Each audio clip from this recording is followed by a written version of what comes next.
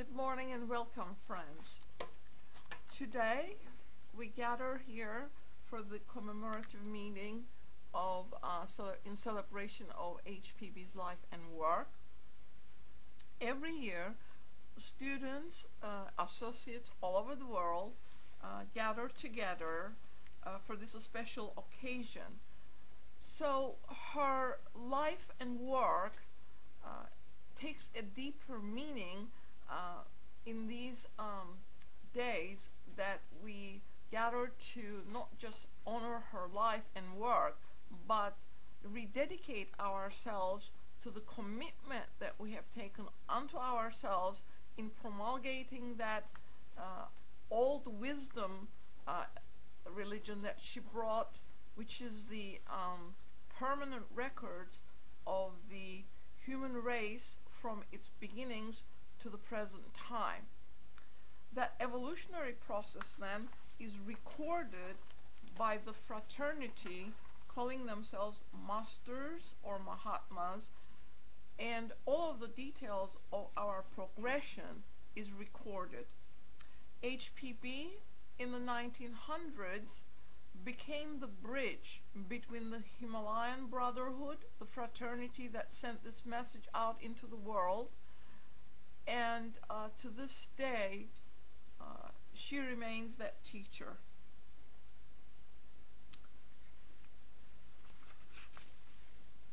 The White Lotus Day then is a special symbol also for our commemoration of this great being who came and brought the light into the world.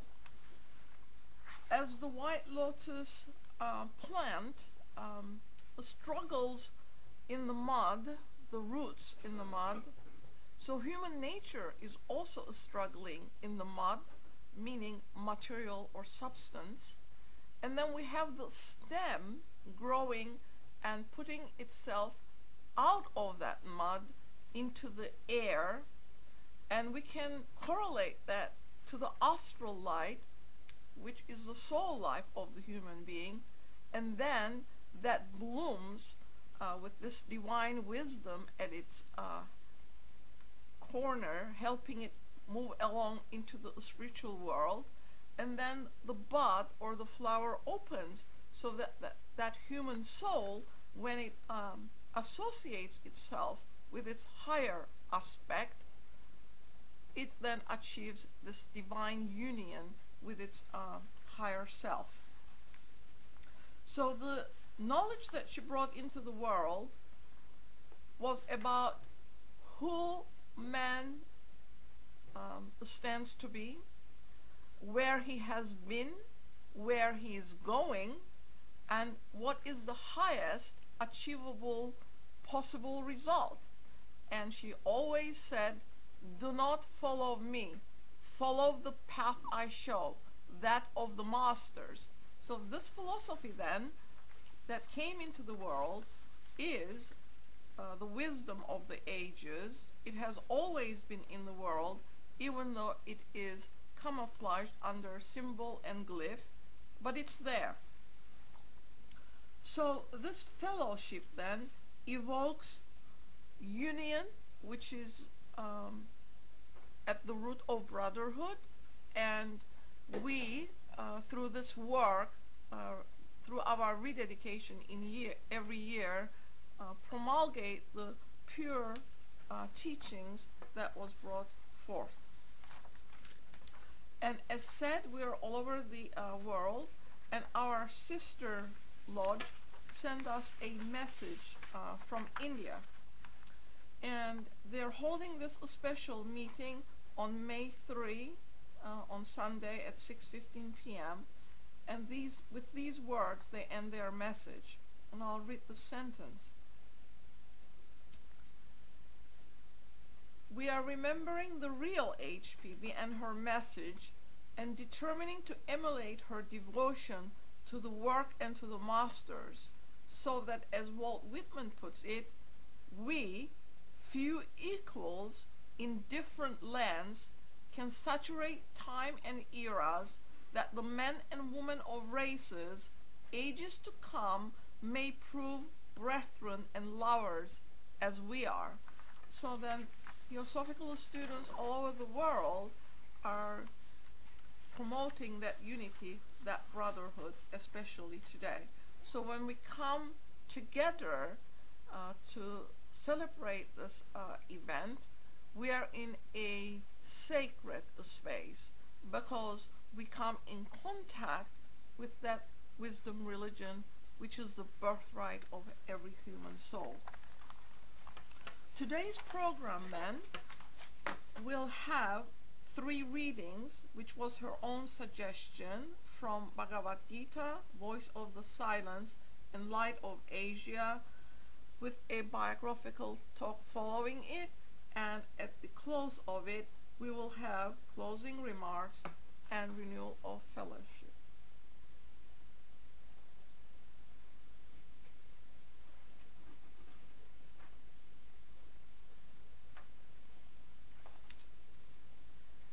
The first reading is from the Bhagavad-Gita. Arjuna is speaking.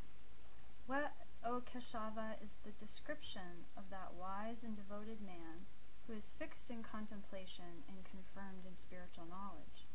What may such a sage declare? Where may he dwell? Does he move and act like other men? Krishna. A man is said to be confirmed in spiritual knowledge when he forsaketh every desire which entereth into his heart, and of himself is happy and content in the self through the self. His mind is undisturbed in adversity, he is happy and contented in prosperity, and he is a stranger to anxiety, fear, and anger. Such a man is called a Muni. When in every condition he receives each event, whether favorable or unfavorable, with an equal mind, which neither likes nor dislikes. His wisdom is established, and having met good or evil, neither rejoiceth at the one, nor is cast down by the other. He is confirmed in spiritual knowledge when, like the tortoise, he can draw in all his senses and restrain them from their wonted purposes. The hungry man loseth sight of every other object but the gratification of his appetite. And when he has become acquainted with the Supreme, he loseth all taste for objects of whatever kind. The tumultuous senses and organs hurry away by force, even the heart of the wise man who striveth after perfection. Let a man restraining all these remain in devotion, at rest, in me, his true self. For he who hath his senses and organs in control possesses spiritual knowledge. He who attendeth to the inclinations of the senses, in them hath a concern, and from this concern is created passion. From passion, anger. From anger is produced delusion. From delusion, a loss of the memory, and from the loss of memory, loss of discrimination, and from loss of discrimination, loss of all. But he who, free from attachment or repulsion for objects, experienceth them through the senses and organs, with his heart obedient to his will, attains to tranquility of thought. And this tranquil state attained, therefrom shall soon result a separation from all troubles. And his mind being thus at ease, fixed upon one object, it embraceth wisdom from all sides. The man whose heart and mind are not at rest is without wisdom or the power of contemplation. Who doth not practice reflection hath no calm. And how can a man without calm obtain happiness? The uncontrolled heart, following the dictates of the moving passions, snatcheth away his spiritual knowledge, as the storm the bark upon the raging ocean. Therefore, O great armed one, he is possessed of spiritual knowledge, whose senses are withheld from objects of sense. What is night to those who are unenlightened is as day to his gaze. What seems as day is known to him as night, the night of ignorance. Such is the self-governed sage.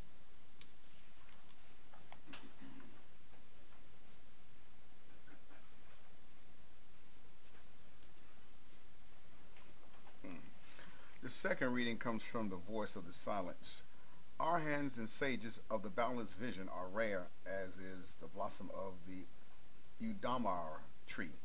Arhants are born at midnight hour, together with the sacred plant of 9 and 7 stalks, the holy flower that opes and blooms in darkness out of the pure dew and on the frozen bed of snow-capped heights. Excuse me, heights that are trodden by no sinful foot. Pardon me. No Aaron Olanu becomes one in that birth when, for the first, the soul begins to long for final liberation.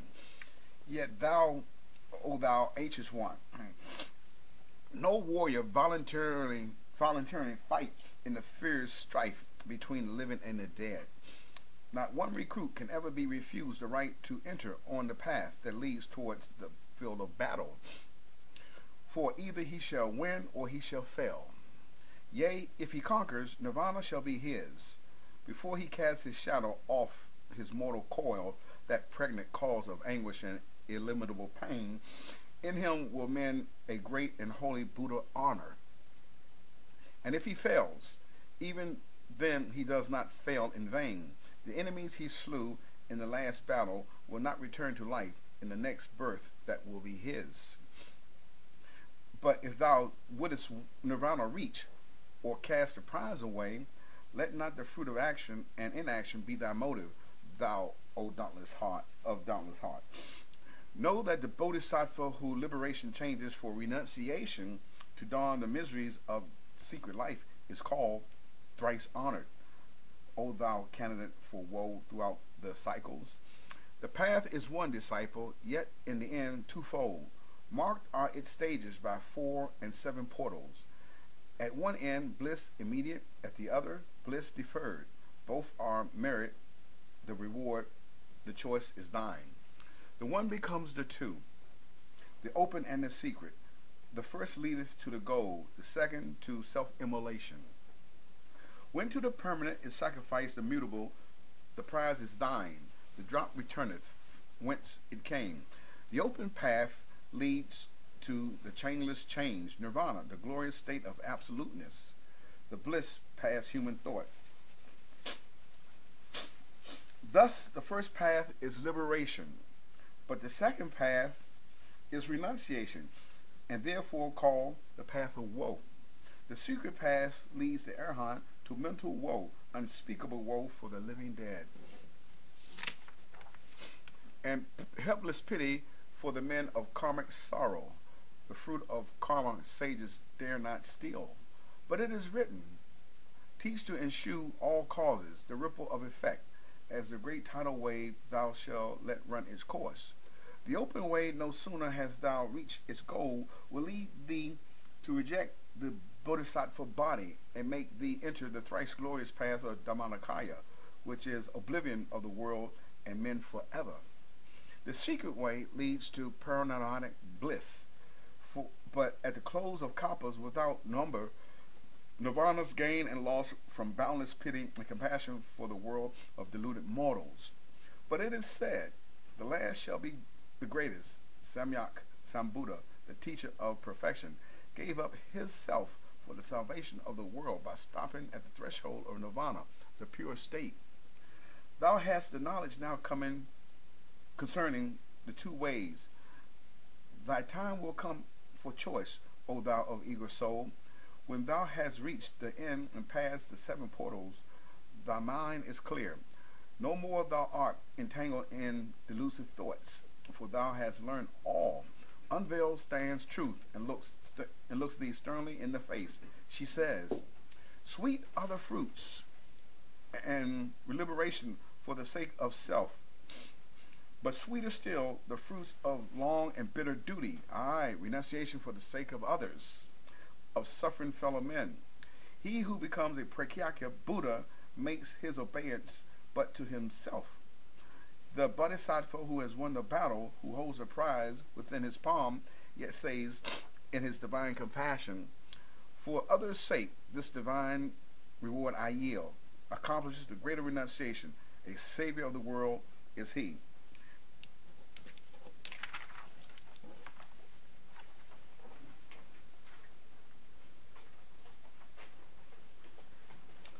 This reading is from the Light of Asia. Pray not, the darkness will not brighten. Ask not from the silence, for it cannot speak. Vex not your mournful minds with pious pains. Our brothers, sisters, seek. Not from the helpless gods by gift in him, nor bribe with blood, nor feed with fruit and cakes. Within yourselves deliverance must be sought. Each man his prison makes. Each hath such lordship as the loftiest ones. Nay, for with powers above, around, below, as with all flesh and whatsoever lives, act maketh joy and woe. What hath been bringeth what shall be and is, worse, better. Last for first and first for last. The angels in the heavens of gladness reap fruits of a holy past. The devils in the underworlds wear out deeds that were wicked in an age gone by. Nothing endures, fair virtues waste with time, foul sins grow purged thereby. Who told a slave may come anew a prince, for gentle worthiness and merit won? Who ruled a king may wander earth in rags for things done and undone. Higher than Indra's, yea, may lift your lot, and sink it lower than a worm or not. The end of many myriad lives is this, the end of myriads that. Only while turns this wheel invisible, no pause, no peace, no staying place can be. Who mounts will fall, who falls may mount, the spokes go round unceasingly. If you lay bound upon the wheel of change, and no way were of breaking from the chain, the heart of boundless being is a curse, soul of things felt pain. Ye are not bound, the soul of things is sweet. The heart of being is celestial rest. Stronger than woe is will. That which was good doth pass to better best. I booed, who wept with all my brother's tears, whose heart was broken by a whole world's woe. Laugh and am glad, for there is liberty. Oh, ye who suffer, know. Ye suffer from yourselves, none else compels. None other holds you that ye live and die, and whirl upon the wheel and hug and kiss the spokes of agony. Its tower of tears, its nave of nothingness. Behold, I show you truth. Lower than hell, higher than heaven, outside the utmost stars, farther than Brahm doth dwell. Before beginning and without an end, as space eternal, and as surety sure, is fixed a power divine, which moves to good, only its laws endure.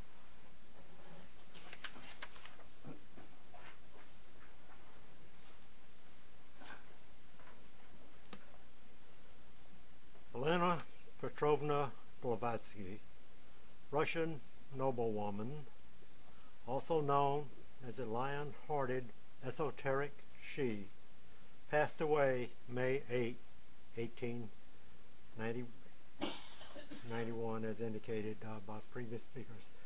As the first speaker indicated, White Lotus Day is not a memorial to H.P.B's person or personality or to her individual thoughts or wit, but is a devotional memorial to celebrate the signpost she left for us to the path to divine wisdom, the ever-becoming of spiritual truth. It is in the spiritualized facts of correspondences, of analogies, of symbols and glyphs that we find theosophy, the enduring work and message of H.P.B. For she was acting as ambassador, bridging the gulf between the knowledge of today, the knowledge of 1875 in the West, and the wisdom of the trans-Himalayan masters, a message that is our timeless human birthright. H.P.B came to the world at large. She was the preserver, the synthesizer, and the transmitter of ancient spiritual wisdom, codifying old and pure records, resurrecting the spiritual heritage that is ours, resuscitating. She repeatedly advised us not to follow her or her path, but to follow the path she showed, the masters that are behind. So on White Lotus Day, we find a gathering of souls, a commune of oneness of souls, readings from her favorite devotional books that we just heard, and the talk that's going on right now, evoking the concepts of Theosophy, followed by a period of fellowship and expression of oneness to further the objects of universal brotherhood, that is applied altruism, that is Theosophy. By communing and rededicating life and lives to the work of H.P.B, we participate in the continual lighting up of Manas. To attune ourselves with the task of creating the means by which each human can see through this illusionary material existence and open our hearts to charity, justice, and generosity.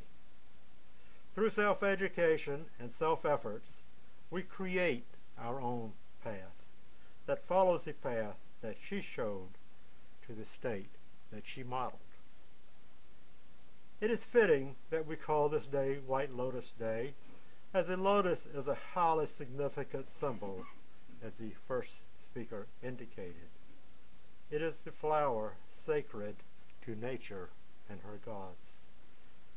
And it represents the abstract and the concrete universes, standing as the emblem of the productive powers of both spiritual and physical nature.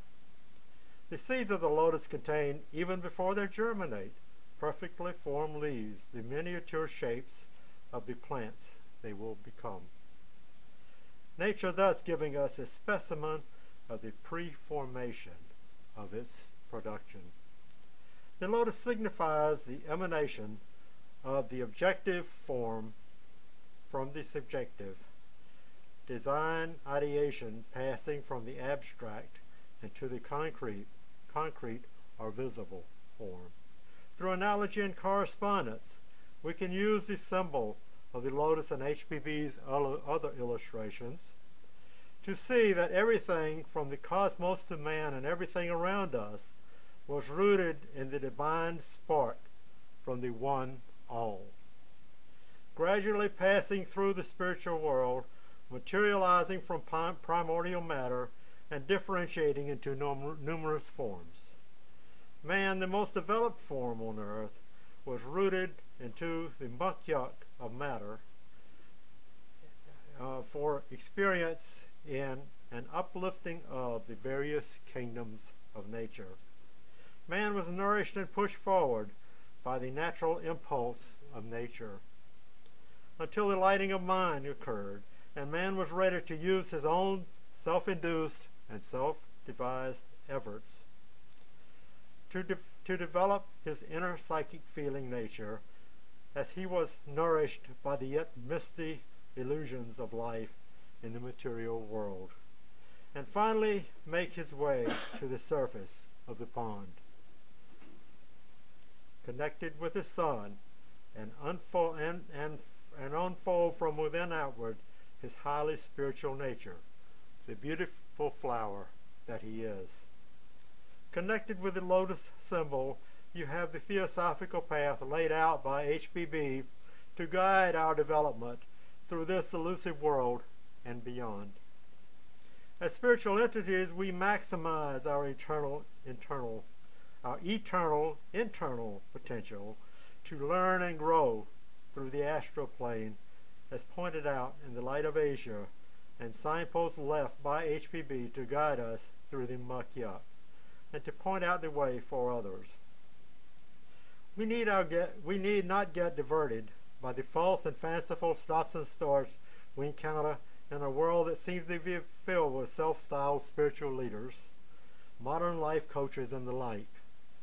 We already have the signposts and the principles she laid out in the recommended publications to guide us as we work to bring forth the knowledge, the discrimination, the wisdom needed to act timely with courage and clear vision. Within the jewel of the lotus, in each of us, lies the potential to defer the temporary bliss of materialism and beyond, so that we may help ourselves and others achieve a soul life free of attachments, appetites, passions, anxieties, fear, and anger. H.P.B's teachings and example fill men's hearts with courage and clear vision while illuminating the world of thought. Her writings give us the means to uplift both our lives and the lives of others through a growing understanding as we endeavor to live up to each and all of the three objects of theosophy. 1, universal brotherhood. 2, demonstration of the importance of ancient to modern religions, philosophies, and sciences. And 3, investigation of the unexplained laws of nature and the psychic and spiritual powers latent in man, tempered by our own individual efforts to be as ethical and pure as we can be. Every one of us can do something within our own spheres of influence to help usher us from this iron age that we're in now to the golden age we keep hearing about. Remember that picking up a banana peel from the street with the right motive is just as important from a spiritual perspective, if we have the right motive, as the accomplishment of the greatest of our world leaders.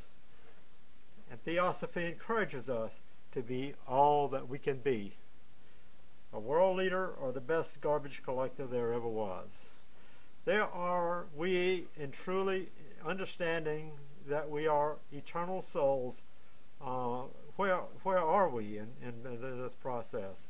We're eternal souls. We really truly need to truly understand that we are eternal souls, currently transported in transient bodies and personalities, and that we are establishing our future makeup and that of our world around us, as we work to control our thoughts and steadfastly keep our every moment focused on advancing the three objectives. And if you value this jewel of theosophy that points the way to the eradication of ignorance and superstition, uprooting of selfishness and separateness, and laying of a sound basis for universal brotherhood as we complete our journey through matter on our way back to the source of all life, this birthright of humankind, what can we do to commit ourselves to in order to help the few spread broadcast these teachings in their purity and otherwise keep the chain unbroken, so that H.P.B's life of dedication to humanity will live on. And her request will be realized in that we do not allow her incarnation to be in vain. H.P.B's life can be divided into three phases. Her early life, the time of her preparation for the work she was to do, and what she left that continues to advance humanity. She was born at 1:42 a.m., August 12, 1831, July 30, 31, per the Russian calendar in use at that time. A cholera epidemic was going on, and she was a preemie, so immediate baptism was decided upon. H.P.B's dad was a colonel in the Russian cavalry. She took to horseback riding at the nearby army garrison. She became known for her daring and unconventionality, such as not following the traditions of ladies riding side saddle. she was not afraid to ride any horse. H.P.B's honesty of expression seemed daring and abrupt, and horrified some of the servants, particularly in view of her psychic powers. H.P.B's mother was an accomplished and well-known writer. She died before H.P.B's 11th birthday. Her grandmother was a princess, and her grandfather was a privy councillor to the Tsar. Her great-grandfather was a prince and student of alchemy, magic, and a Kabbalist. She would often be found reading in his library when she visited him. When in London at the age of about 19, H.P.B. entered the second phase of her life when she recognized in Hyde Park one that she had seen in her dreams. Master Moria gave her a preview of her future mission and work. She followed Master Moria's direction unerringly, without any swerving from the lines laid down. She laid the groundwork for tearing down, exposing, and purifying the religion of the day, of its dogmas and dross, so we can get an idea of the truths that underlie each and all. H.P.B. traveled in Canada and crossed the Rocky Mountains on a covered wagon. She also energized other places with her presence, including Mexico, South America, the West Indies, India, and Tibet, while in search of those who might help with the philosophical and ethical mission she had to do. The third phase of H.P.B's life was her 20 years of public service. The soil in the United States seemed particularly fertile due to the influence of the masters in the formation of this young country, and the view that this land mass is in the proximity of the world's next great civilization.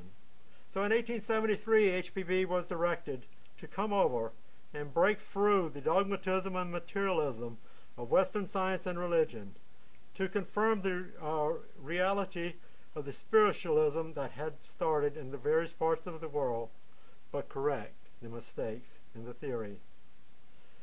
H.P.B., Colonel Henry Alcott, and William Q. Judge, with the help of others, formally established the Theosophical Society on November 17, 1875. From then until her passing in 1891, 1891, her entire being was dedicated to documentation of the ancient wisdom going back into the night of time. Such documentation was kept by masters until the world was ready for it. Then this was a test. The then popular idea in the world that ancients were ignorant has now been debunked by her revelations, and as evidence continues to surface of ancient civilizations that scientists find much more advanced. These civilizations were much more advanced than any we know about today. The evolutionary process that she laid out makes it obvious that we have evolved from the highest levels, and that each of us has unlimited potential for good as we proceed on our obligatory pilgrimage through matter and onward. In explaining the aim of the TS, H.P.B. wrote, quote, "As the highest development, physically and spiritually on earth, of the creative cause, man should aim to solve the mystery of his being. He is the procreator of his species, physically, and having inherited the nature of the unknown but palpable cause of his own creation, must possess in his inner physical self the creative power, this creative power, in a lesser degree."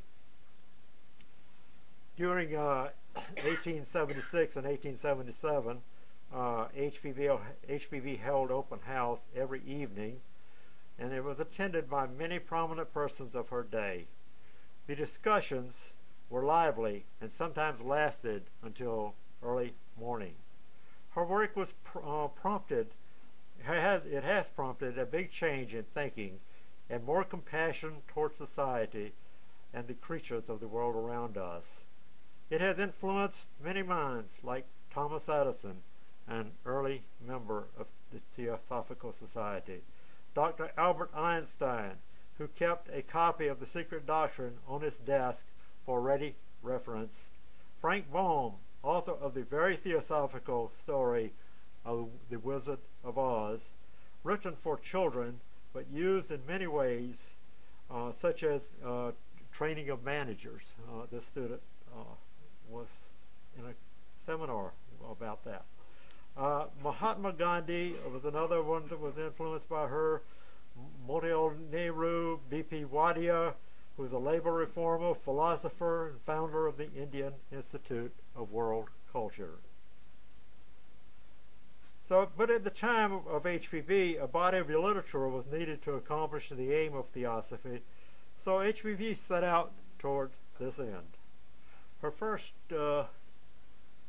masterpiece was Isis Unveiled, over there at the bottom to my left.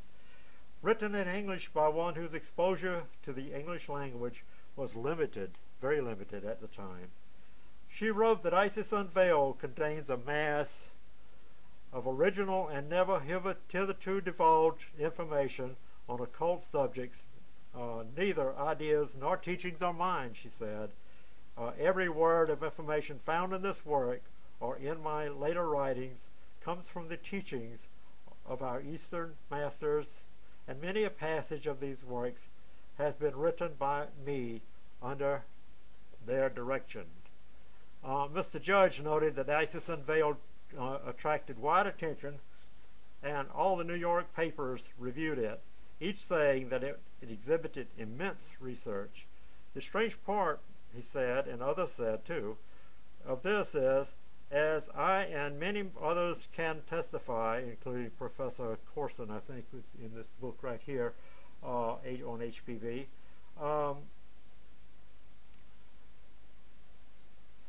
they were eyewitnesses to the production of the book, and the writer had no library in which to make researches and possessed no notes of investigation or reading previously done. All was written straight out of hand, and yet it is full of references to books in the British Museum and other great libraries, and every reference is correct. Either then, we have, as to that book, a woman who was capable of storing in her memory a mass of facts, dates, numbers, titles, and subjects, such as no other human being ever was capable of, or her claim of help from unseen beings is just. And we'll skip on down. There's a tremendous amount more information on that. Jumping to 1879, the Theosophist was issued, H.P.B.'s magazine. In 1887, the first issue of H.P.B.'s magazine, Lucifer, appeared. Its emphasis was on ethics and philosophy rather than psychic phenomena and spiritualism. In 1888, formation of H.P.B.'s esoteric section was announced. Also in 1888, The Secret Doctrine was published. H.P.B. wrote that she had made here only a nosegay of cold flowers and had brought nothing of her own but the strings that tie them. Pull the strings to pieces and cut it to shreds, if you will.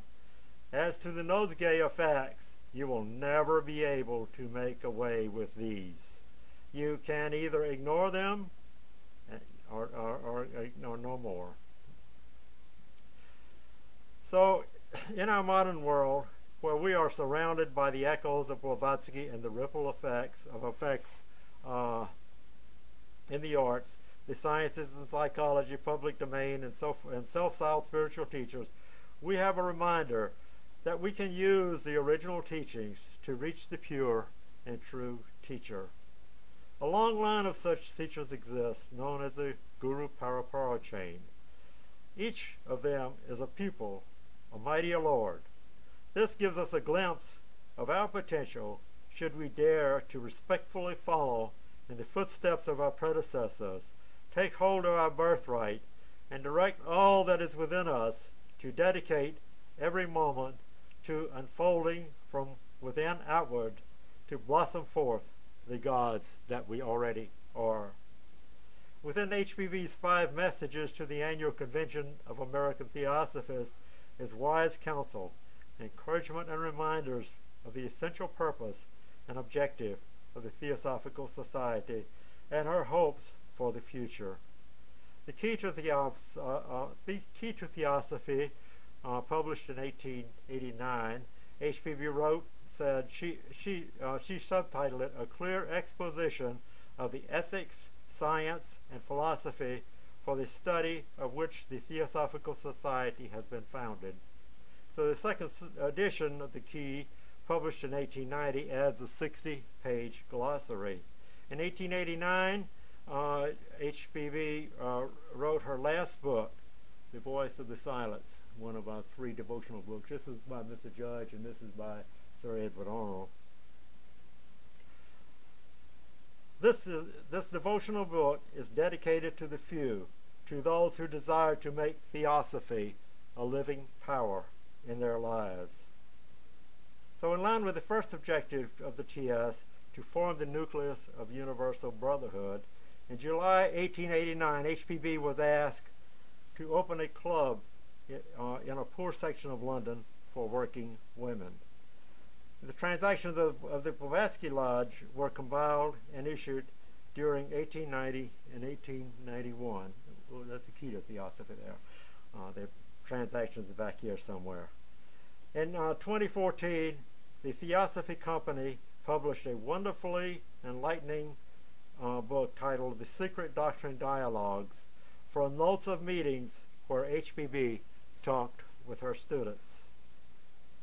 H.P.B's suffering from chronic kidney disease came to an end when she contracted the flu during an epidemic raging in London.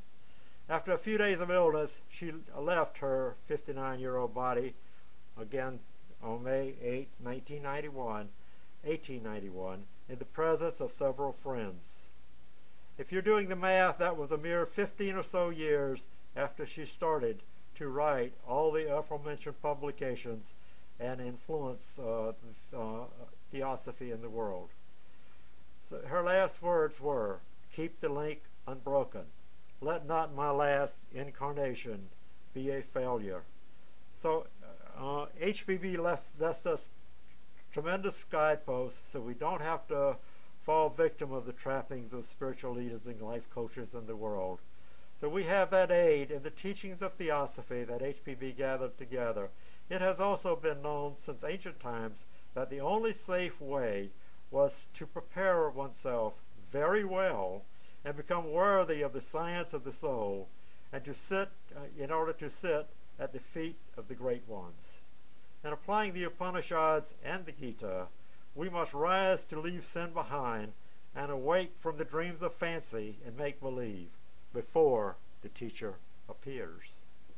So we must first search for the science of the soul, then try to figure out our way by comparing all things after putting aside emotionalism, and hold fast to that which passes the ordeal of ultimate analysis, which is one of the objects of the Theosophical Society, which we started, to compare all information known in a detached, objective, impersonal manner in which logic was brought until intuition would bloom.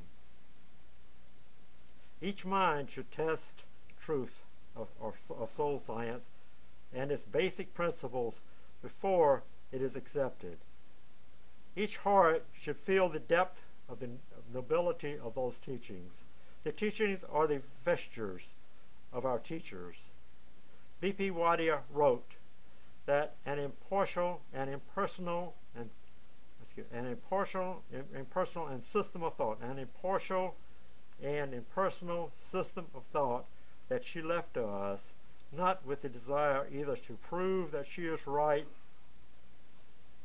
or that she is wrong, but to find out what were her teachings. That is what is wanted. And then to begin to question, do they solve the intricate problems which confront us in our daily life? Do they illumine our intelligence Do they satisfy the yearnings of the human heart? Do they inspire us to a noble life struggle, to a greater altruism, to a grander selflessness? And above all, are they in harmony with the established facts of ancient science, proven laws of ancient ethics, and profound truths of ancient philosophy? We're going to stop here. There's plenty more, but we're going to now renew our ties in fellowship and commitment to keeping these teachings available to the world, to those who find it. And if does anyone have any closing remarks? This quite a bit was said, so we'll skip with the closing remarks and get on with the refreshments over here and our afternoon meeting, which will be continuation of the Living of the Life series. Thank you for joining us.